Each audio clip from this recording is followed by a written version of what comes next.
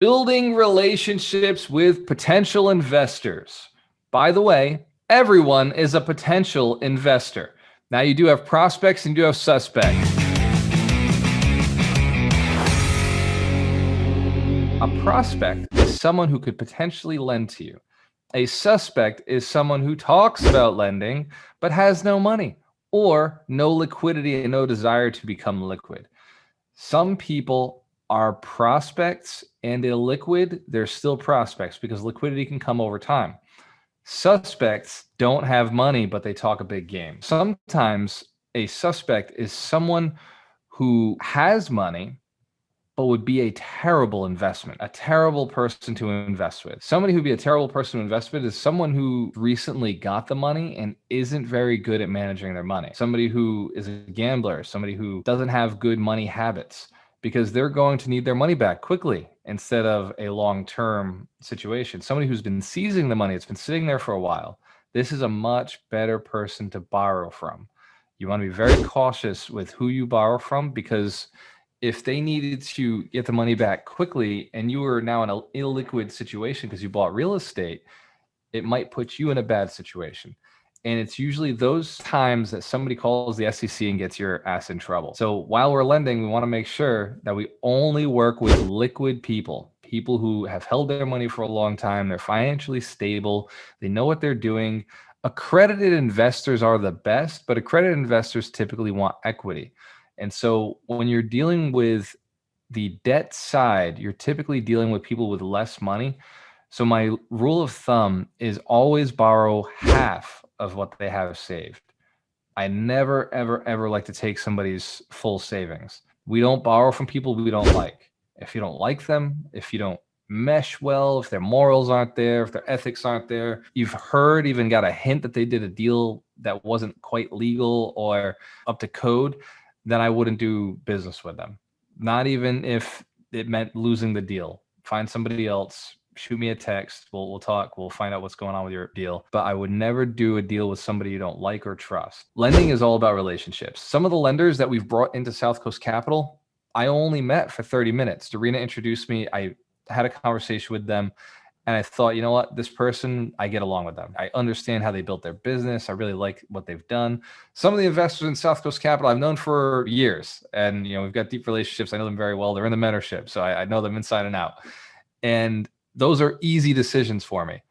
Outside of the mentorship, if I've not brought them through this program, you have to really get good at reading people. You have to get really good at asking the right questions. How long have you been married? How long have you been doing this? What's your experience with real estate?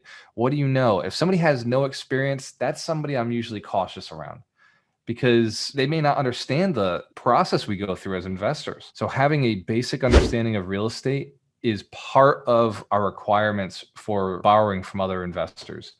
It really, really is key. Now, if they have no experience, but they bought a house themselves, they own a house, maybe they're not an investor, but they own a house, that can be enough. If they've been there for a while, they remember the buying process. I'll always ask, how was it buying your first house? It really is about building a relationship.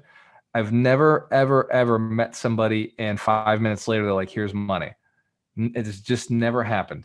It always comes down to a relationship. It always comes down to trust, liking, rapport. I'm in a very unique situation where I've built quite a bit of influence, and I have a lot of videos out there that are working for me constantly. I put my ethics, I put my morals, and my desire to do things legally and right, that when somebody comes to me, I've already built rapport with them. Now they're qualifying themselves to me. Now I have to identify, do I like the person? So by building yourself a nice influence, by building yourself a really good community around you, or putting out great content, you'll naturally be attracting people who want to do deals with you. Think about it, how you want to attract people and how you want to put your message out there.